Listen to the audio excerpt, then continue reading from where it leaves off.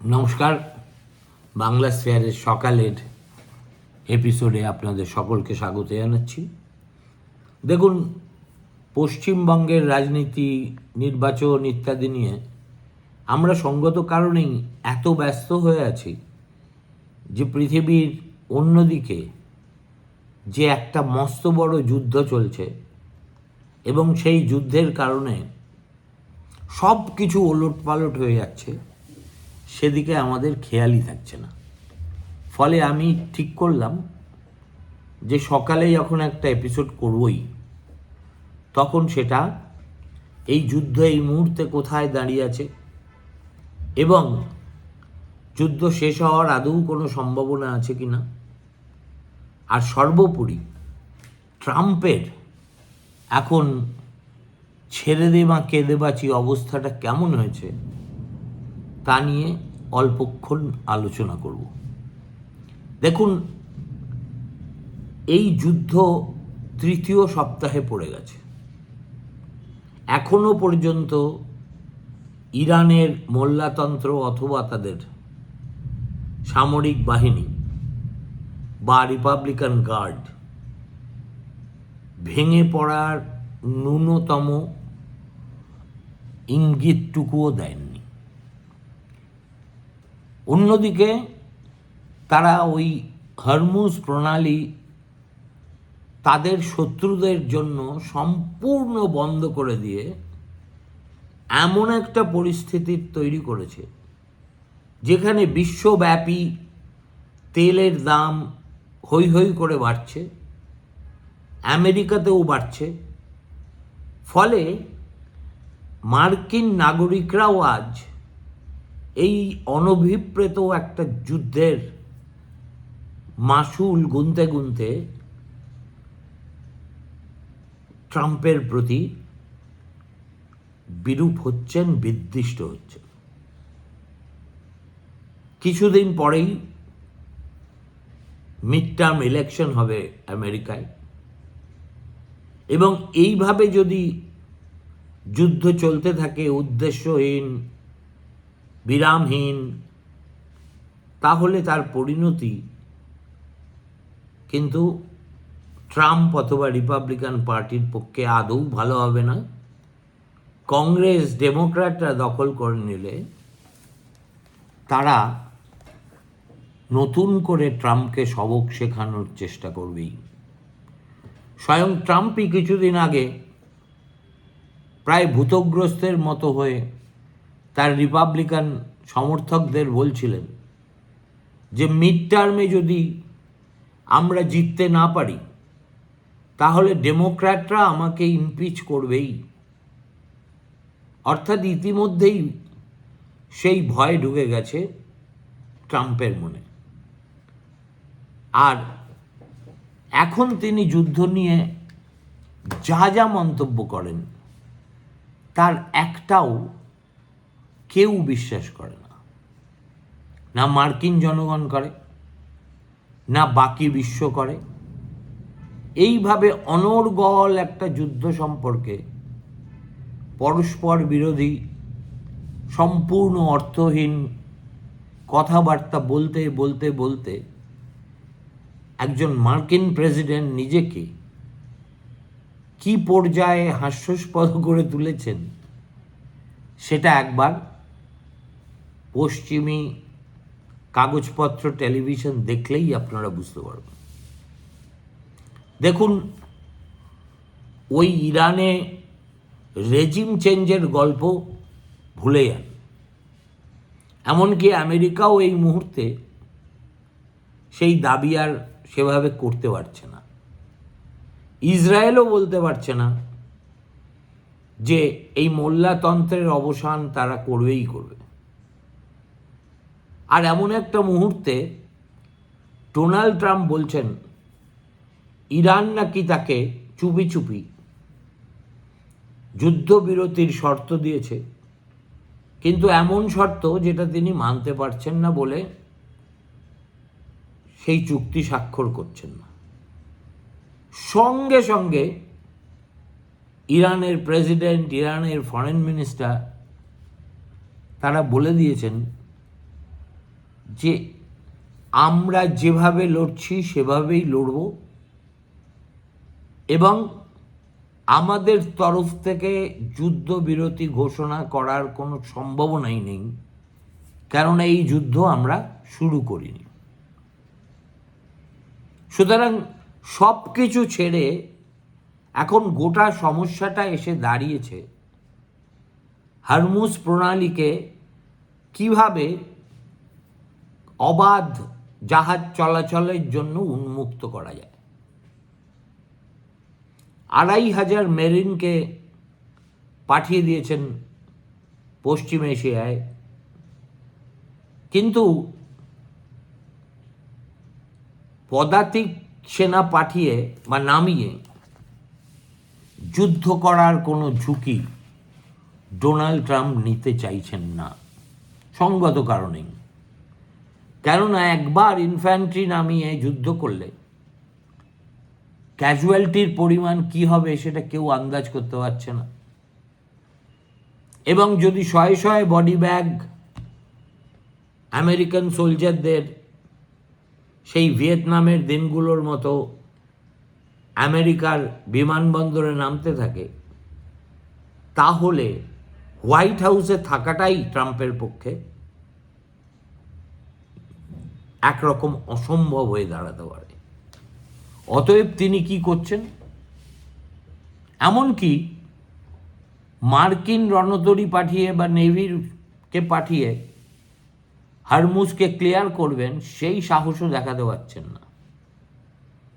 তার কারণ এতক্ষণে সবাই জেনে গেছে যে ওই প্রণালীতে ইরান এমনভাবে মাইন পেতে রেখেছে যে সেখান দিয়ে চলাচল করা অত্যন্ত বিপজ্জনক। এমন একটা সময়ে ট্রাম্প ন্যাটোর শরণাপন্ন হয়েছেন। ন্যাটোকে বলেছেন হরমুজকে ক্লিয়ার করার জন্য তোমরা সবাই আমেরিকার সঙ্গে হাত মেলাও,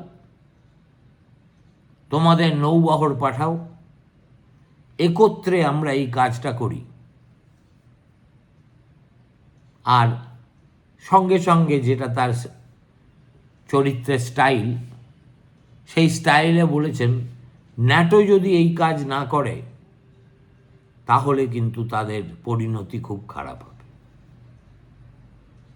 আরে বাবা, যেখানে পায়ে ধরে সাধার কথা, সেখানে কেউ যদি এইভাবে হুমকি দিয়ে সমর্থন আদায় করতে চায়, তাহলে কি কোনো আত্মসম্মান জ্ঞান সম্পন্ন দেশ তাতে সাড়া দেবে? দেয়ও নি। আজকে ব্রাসেলসে ইউরোপিয়ান ইউনিয়নের সদস্য দেশগুলোর প্রধান দেশগুলোর মাথারা পরিষ্কার জানিয়ে দিয়েছেন যে এই যুদ্ধে তারা কিছুতেই অংশগ্রহণ করতে রাজি নন। জার্মানির তরফ থেকে যেমন পরিষ্কার বলে দেওয়া হয়েছে যে আমরা তো জানিই না এই যুদ্ধ কেন করা হচ্ছে, কে শুরু করেছে, কোন উদ্দেশ্যে হয়েছে। তো আমরা যদি আমাদের সঙ্গে যদি কেউ আলোচনাই না করে, আমাদেরকে কনফিডেন্সে না নেয়, তাহলে আমরা একটা ওয়াইডার মিলিটারি কনফ্লিক্টের মধ্যে নিজেদের জড়াবো কেন? একই কথা বলেছেন ব্রিটেনের প্রধানমন্ত্রী, বলেছে ইটালি, একমাত্র ফ্রান্স নাকি ট্রাম্পের বয়ান অনুযায়ী নিমরাজি হয়েছে। সেটাও কতটা সত্য কথা হয়তো আগামীকাল দেখা যাবে ম্যাক্রো ঠিক উল্টো কথাটা বলছেন। ফলে ট্রাম্পের পজিশনটা দাঁড়িয়েছে এমন যে তিনি নিজে স্ট্রেট অফ হরমুজ ক্লিয়ার করার সাহস দেখাতে পারছেন না, কেননা ক্যাজুয়ালিটির সংখ্যা নিয়ে তিনি নিশ্চিত নন। অন্যদিকে অন্যের সমর্থন নিয়ে যে কাজটা করবেন সে গুড়েও বালি। কেননা ন্যাটো সদস্যরা পরিষ্কার বলে দিয়েছে, this is not our war. ক্ষমতায় আসা স্তক এর আগের টার্ম থেকে ডোনাল্ড ট্রাম্প শুধু ন্যাটোকে চমকে গেছেন। প্রথম দিকে তার দাবি ছিল ন্যাটো সদস্যরা এই যে তাদের সুরক্ষার জন্য এত টাকা খরচ হয়, তার বেশিরভাগটাই আমেরিকাকে বহন করতে হবে কেন? এই দাবি জানিয়ে তিনি ইউরোপিয়ান ইউনিয়নভুক্ত দেশগুলির সাহায্যের পরিমাণ অনেক বেশি বাড়িয়েও দিয়েছে। কিন্তু জার্মানি কিংবা ইটালি কিংবা একদম ছোট একটা দেশ গ্রিস, তাদেরও তো নিজস্ব আত্মসম্মান বোধ আছে। ট্রাম্প বললেন আর সুরসুর করে তারা ইয়েস স্যার বলে নৌবাহিনী পাঠিয়ে দেবেন, এটা হতে পারে না। গতকালই ইউরোপের বিভিন্ন শহরে, স্পেনে, ইটালিতে এই যুদ্ধের বিরুদ্ধে বিক্ষুব্ধ জনতার বিরাট মিছিল হয়ে গেছে। যত দিন যাবে তত এই ক্ষোভ বাড়বে, কেননা সবাই বুঝতে পারছে যে this is a meaningless war in which no one has any aim in view. আর অন্যদিকে একদিকে তেলের দাম বিশ্বের বাজারে বাড়িয়ে দিয়ে, গ্যাস সরবরাহের রাস্তা বন্ধ করে দিয়ে, হরমুজ প্রণালীকে কার্যত দু চারটে বন্ধু দেশের জাহাজ ছাড়া আর কাউকে ব্যবহার করতে না দিয়ে তেহরানে বসে দিব্যি এই যুদ্ধের পরিণতি উপভোগ করছে ইরানের নেতা এবং সামরিক কর্তারা। সবচেয়ে বড় কথা, ট্রাম্প দাবি করছেন যে তাদের অভিযানে নাকি ইরানের মিসাইল তৈরির যাবতীয় ফ্যাসিলিটি একেবারে ধ্বংসপ্রাপ্ত হয়ে গেছে। আর ট্রাম্প একথা বলার কয়েক ঘন্টার মধ্যেই দেখা যাচ্ছে ইরান ইউনাইটেড আরব এমিরেটসের একটা তেলের পোর্ট, সেখানে আক্রমণ করে বসে আছে। আক্রমণ শানিয়েছে দুবাই এয়ারপোর্টের সংলগ্ন একটা জায়গাতেও, যার ফলে দুবাইয়ের মতো ব্যস্ত বিমানবন্দরকে অনির্দিষ্টকালের জন্য বন্ধ করে দিতে হয়েছিল।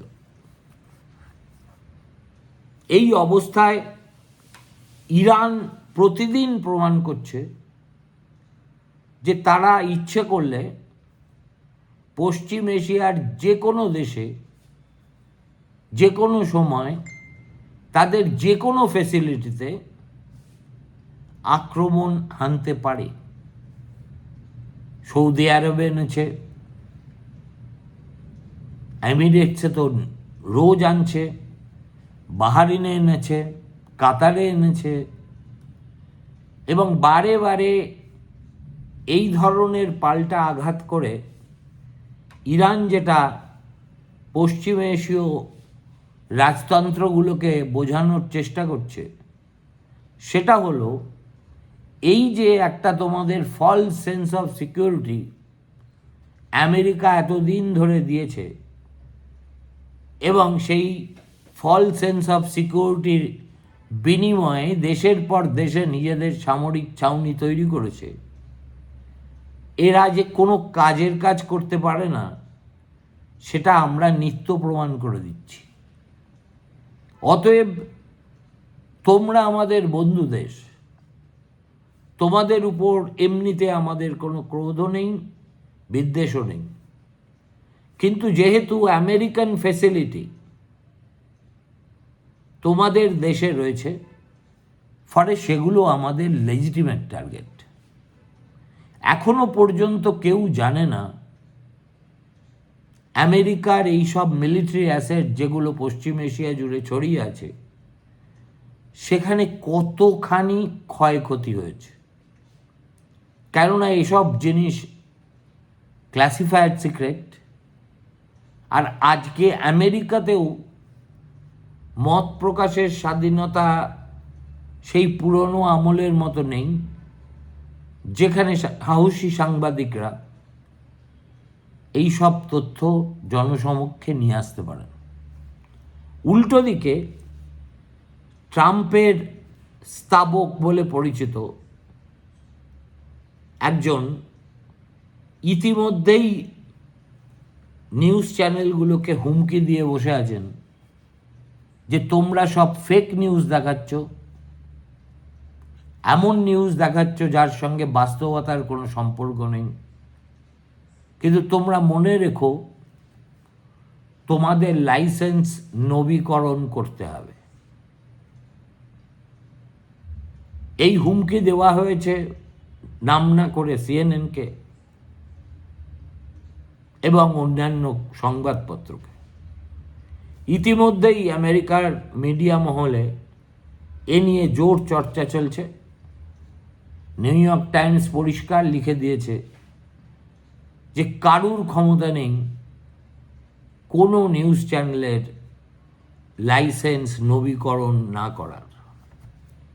কিন্তু যেহেতু মার্কিন মিডিয়া এখনও সেভাবে ট্রাম্পের হাজার চেষ্টা সত্ত্বেও পদানত হয়নি, একমাত্র ফক্স নিউজ বোধহয় ব্যতিক্রম, অতএব অভ্যন্তরীণ রাজনীতিতে এর ফলে ট্রাম্প আরও বেশি করে আতঙ্কিত হয়ে পড়ছেন।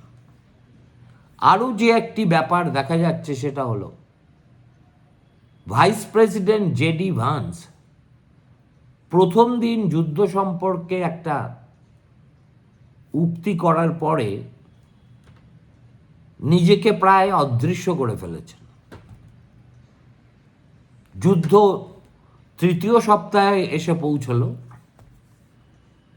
তার মুখ থেকে আর একটি কথাও কেউ শুনতে পায়নি। আর প্রতিরক্ষা দপ্তরের ভার ট্রাম্প যার হাতে দিয়েছেন, সেই ফক্স নিউজের প্রাক্তন প্রেজেন্টার এমন সব কথা বলছেন,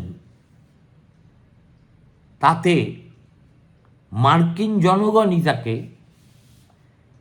খোলামেলা প্যাক দিতে শুরু করেছে।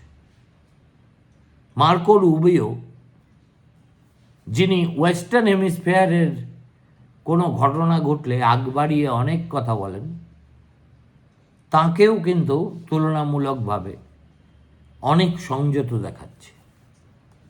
মনে হচ্ছে হোয়াইট হাউসের অন্দরে মার্কিন প্রেসিডেন্ট নিজেই বোধহয় বেশ কিছুটা কোণঠাসা হয়ে পড়েছেন। এই অবস্থায় আমেরিকার সামনে দুটো রাস্তা আছে।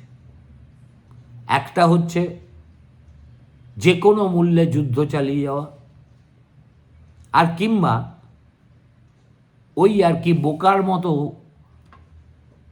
আমরা জিতে গেছি এই ঘোষণা করে যুদ্ধে ইতি টানা।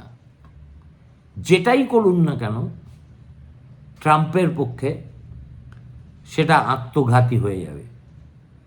তিনি যদি যুদ্ধে অবিচল থাকেন তাহলে ক্ষয়ক্ষতির পরিমাণ বাড়বে, সৈনিকদের আহত নিহত হওয়ার সংখ্যা বাড়বে।